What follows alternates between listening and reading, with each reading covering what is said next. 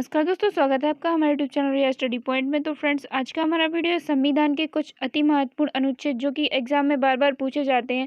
सारे ही question important है friends, और यहाँ से जितनी भी डिटेल बनती है इन क्वेश्चनों से मैं इस वीडियो में आपको बताने वाली हूँ। तो वीडियो में आप अंत तक जरूर बने रहें। और वीडियो के लास्ट में आपके लिए एक चैलेंजिंग क्वेश्चन है जिसका आंसर आपको कमेंट बॉक्स में कमेंट करके देना होगा। तो वीडियो को बिना स्किप किए आप लास्ट तक जरूर देखें।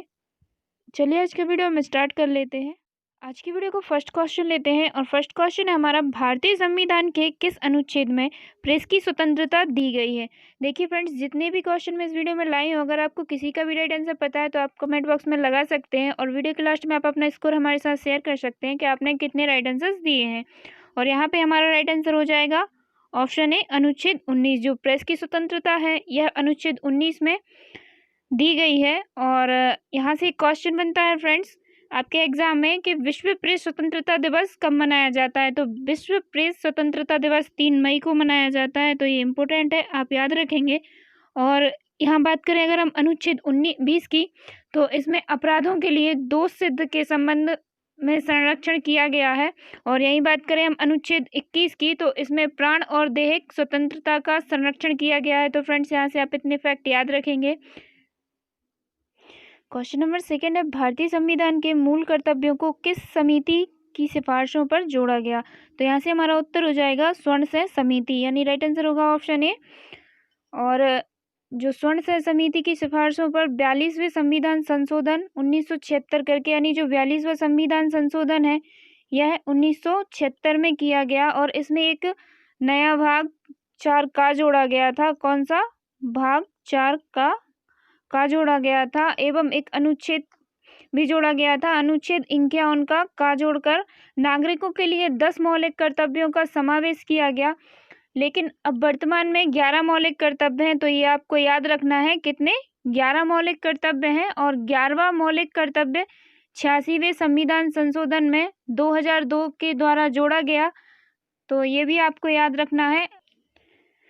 क्वेश्चन नंबर 3 है, भारत के नियंत्रक एवं महालेखा परीक्षक की नियुक्ति का प्रावधान किस अनुच्छेद में किया गया है। तो फ्रेंड्स, जो नियंत्रक एवं महालेखा परीक्षक हैं इनकी नियुक्ति का प्रावधान अनुच्छेद 148 में किया गया है, यानी राइट आंसर हो जाएगा यहाँ से हमारा ऑप्शन बी। तो आप इसे याद रखेंगे। क्वेश्चन नंबर 4 है, निम्न में से कौन सा अनुच्छेद बालकों के नियोजन से प्रत्यक्ष रूप से संबंधित है। तो फ्रेंड्स, राइट आंसर हो जाएगा यहाँ पे हमारा ऑप्शन डी, अनुच्छेद 24। तो आप सभी को पता होगा कि अनुच्छेद 24 में बालकों के नियोजन के प्रतिषेध का उपबंध करता है, और इसके अनुसार 14 से कम आयु के बच्चों को कारखानों या अन्य जोखिम युक्त कार्यों में शामिल नहीं किया जा सकता। तो आप यहाँ से याद रखेंगे। क्वेश्चन नंबर 5 है, भारतीय संविधान का कौन सा अनुच्छेद संसद को अंतर्राष्ट्रीय समझौतों पर कानून बनाने की शक्ति प्रदान करता है। तो अंतर्राष्ट्रीय समझौतों पर कानून बनाने की शक्ति संसद को प्रदान है, और यह वर्णित है अनुच्छेद 253 में, यानी राइट आंसर हो जाएगा यहाँ से हमारा ऑप्शन सी। तो आप इसे याद रखेंगे। क्वेश्चन नंबर 6 है, संविधान का कौन सा अनुच्छेद भारत की विदेश नीति से संबंधित है। तो फ्रेंड्स, राइट आंसर हो जाएगा यहाँ पे हमारा ऑप्शन बी, अनुच्छेद 51। जो अनुच्छेद 51 है यह अंतर्राष्ट्रीय शांति और सुरक्षा से संबंधित है। तो आप इसे याद रखेंगे। क्वेश्चन नंबर 7 है, संविधान के किस अनुच्छेद में नए राज्यों के प्रवेश या स्थापना का प्रावधान किया गया है। तो संविधान के अनुच्छेद 2 में नए राज्य के प्रवेश या स्थापना का प्रावधान किया गया है, यानी राइट आंसर हो जाएगा यहाँ से हमारा ऑप्शन बी।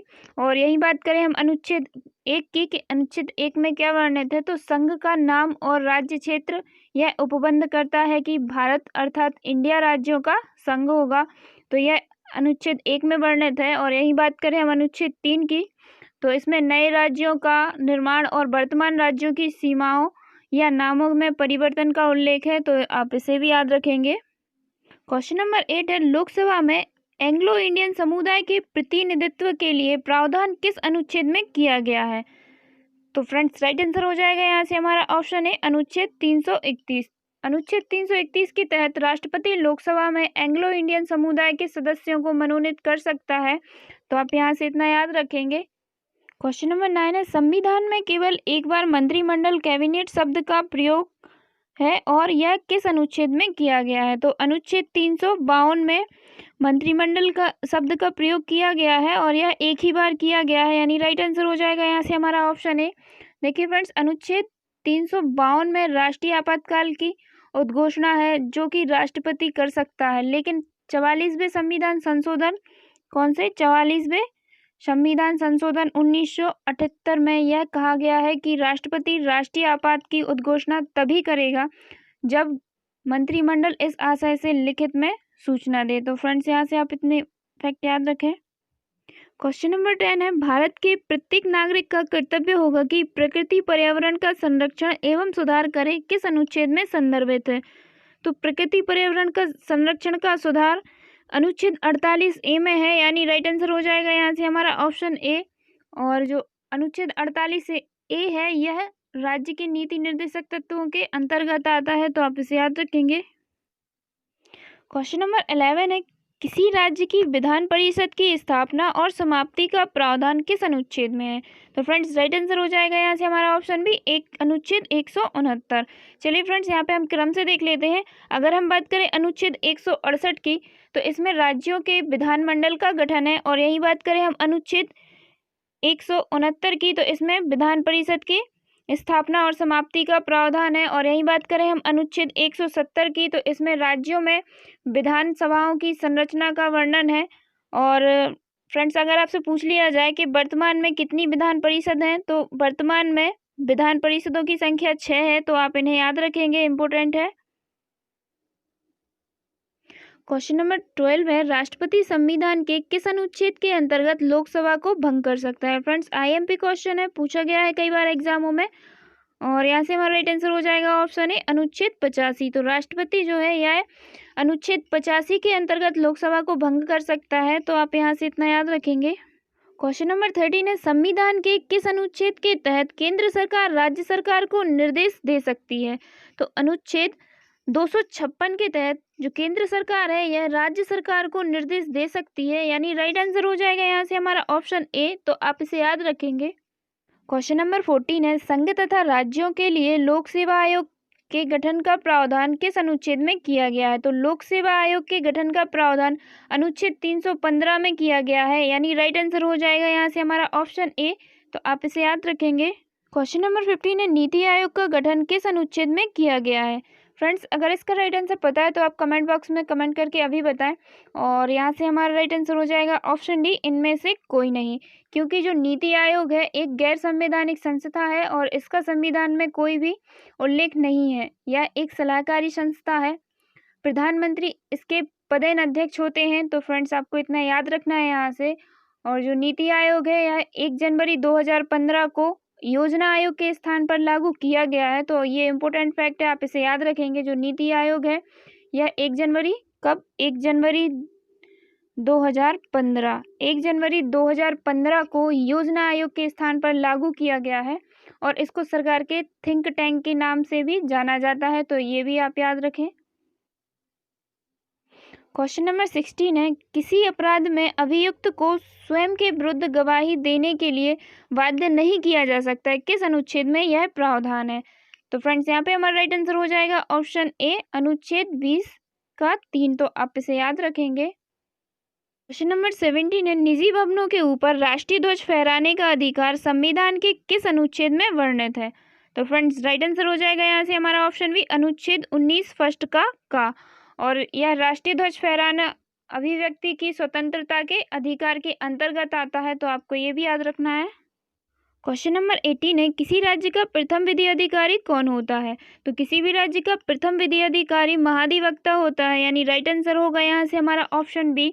और यदि आपसे पूछ लिया जाए कि महाधिवक्ता के पद एवं दायित्व का वर्णन किस अनुच्छेद में किया गया है, तो अनुच्छेद 165 में महाधिवक्ता के पद एवं दायित्व का वर्णन किया गया है। और ये जो महाधिवक्ता होता है यह राज्य का प्रथम विधि अधिकारी होता है जो राज्य सरकार को विधिक परामर्श प्रदान करता है। और जिस प्रकार केंद्र में महान्यायवादी का कार्य होता है उसी प्रकार राज्य में महाधिवक्ता का कार्य होता है, तो यहाँ से आप इतनी डिटेल याद रखेंगे महाधिवक्ता के बारे में।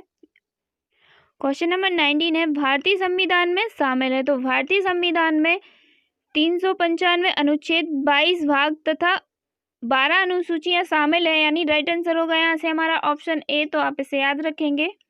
क्वेश्चन नंबर 20 है, किस अनुच्छेद में राष्ट्रपति की नियुक्ति संबंधी वर्णन किया गया है? तो फ्रेंड्स राइट आंसर हो जाएगा यहाँ से हमारा ऑप्शन ए अनुच्छेद 52।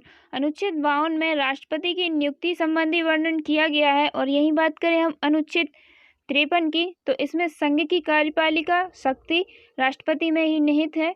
और यही बात करें अगर हम अनुच्छेद 54 की, तो इसमें राष्ट्रपति के चुनाव का वर्णन किया गया है। और यही बात करें हम अनुच्छेद 61, तो इसमें राष्ट्रपति के विरुद्ध महाभियोग की प्रक्रिया का वर्णन किया गया है। तो आप इन सारे फैक्टों को याद रखेंगे। तो फ्रेंड्स यहाँ पे हमारा वीडियो कंप्लीट होता है और वीडियो का लास्ट क्वेश्चन है जो कि आपके लिए चैलेंजिंग है और जिसका आंसर आपको कमेंट बॉक्स में कमेंट करके देना होगा। तो आज का चैलेंजिंग क्वेश्चन है, इनमें से कौन सा संविधान संशोधन जीएसटी से संबंधित है? फ्रेंड्स आपके सामने 4 ऑप्शन है, जो भी इसका राइट आंसर है आप कमेंट बॉक्स में ज़रूर लगाएं।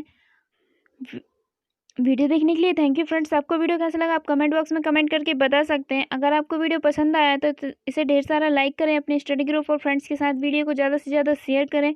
अगर आप हमारे चैनल पर नए हैं तो चैनल को अभी सब्सक्राइब कर लें, बेल आइकन प्रेस जरूर करें ताकि आपको हमारे न्यू वीडियो की नोटिफिकेशन तुरंत मिल सके। चलिए जल्दी मिलते हैं नेक्स्ट वीडियो में न्यू टॉपिक के साथ। जय हिंद।